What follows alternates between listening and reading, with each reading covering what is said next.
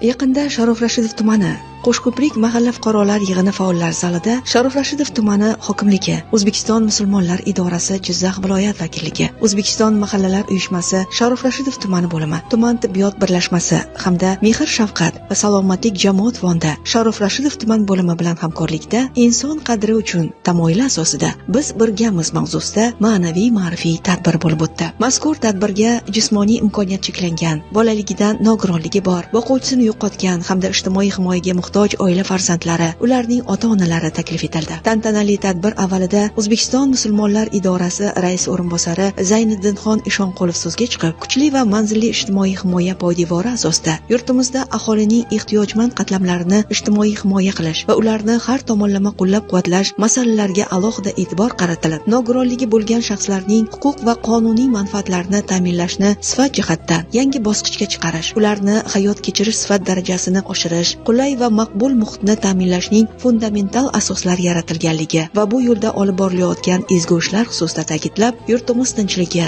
xalq farovonligi yo'lida ezgu duolar qildi. Kelajagida bular shifoy komil topib, shu xalqimizni, vatanimizni tinchlik yo'lida katta bir xizmatlarni qilishlarini Alloh nasib etsin. Bularga ixlos bilan savob umidida xizmat qilayotganlarni ham Alloh ikki dunyo saodatiga muyassar qilsin. وآخر دعوانا الحمد لله رب العالمين برحمتك يا أرحم الراحمين. Shundan so'ng Mehr shafqat va salomatlik jamoat fondi Sharof Rashidov tumani bo'limi qoshidagi Bolajonim badiiy jamoasi hamda Muslima bolalar raqs dastasi a'zolari tomonidan yig'ilganlar e'tiboriga badiiy musiqiy dastur namoyish etilib, barchaga xush kayfiyat ulashildi.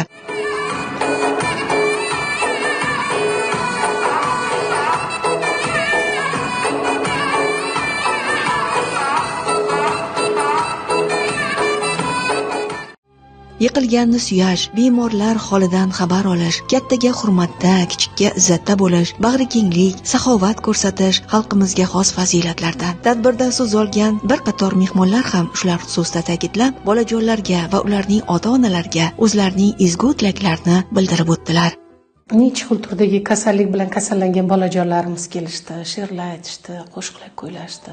Har birlari yurtimizga tinchligiga, xotirjamligiga shukronalar aytishdi.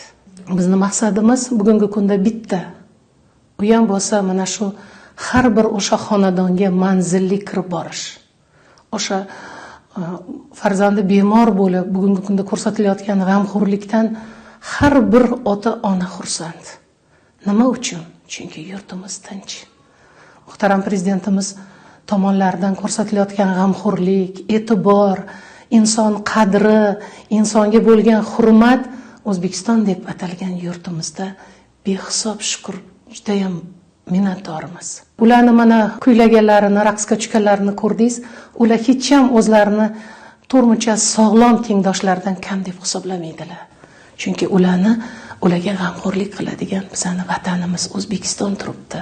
Biz bilan birga ishlaydigan o'sha loyihamizda Sharof Rashidov tuman tibbiyot birlashmasi ham birga bor biz bilan hamkorlikda.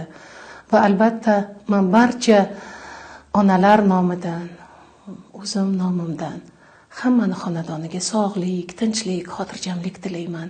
Qachonki inson sog'lom bo'lsa, tinchlik bo'lsa, xotirjam bo'lsa, o'sha kunlariga shukronalik aytaveradi. Shu kuni barcha mehmonlar Mehr shafqat va salomatlik jamoat fondi Sharof Rashidov tumani bo'limi faoliyati bilan yaqindan tanishdilar. Ma'lumot o'rnida aytish joiz, ushbu bo'limda respublikada yagona muruvvat xonasi tashkil etilgan bo'lib, mazkur xona saxovatpesha insonlar tomonidan yaxshi niyatlar ila jismoniy imkoniyat cheklangan bolajonlar uchun ehson qilingan turli kiyim-kechaklar bilan to'la. Shu o'rinda yurtimizda shunday saxovatpesha insonlar borligidan beixtiyor faxrlanasan kishi va ularga tarbiya bergan ota-onasiga rahmat degin keladi. Sharof Rashidov tumani Kuyovboshi mahallasi xotin-qizlar faoli Avalboy va Umidaman. Mahallamizda iqtidorli qizlarimiz, xotin-qizlarimiz juda ko'p. Mana yonimda turgan qizimiz Usmonova Lazizaxon para velosport yo'nalishi bo'yicha Osiyo chempioni. Biz bunaqa qizlarimizdan juda ham faxrlanamiz. Bugungi tadbirda ham faol ishtirok etdik. Biz shu mahallamizda o'tadigan Mehr shafqat fondi tadbirida hamma vaqt e'tiborli bo'lib qatnashib kelamiz. Shu jamg'arma tomonidan bolalarimizga turli xil sovg'alar berildi. Biz bundan juda ham minnatdormiz. Qizim mana bugun tadbirdan juda xursand. Har doim xabardor bo'lib turishadi, telefonlashib, hangama qilib turishadi.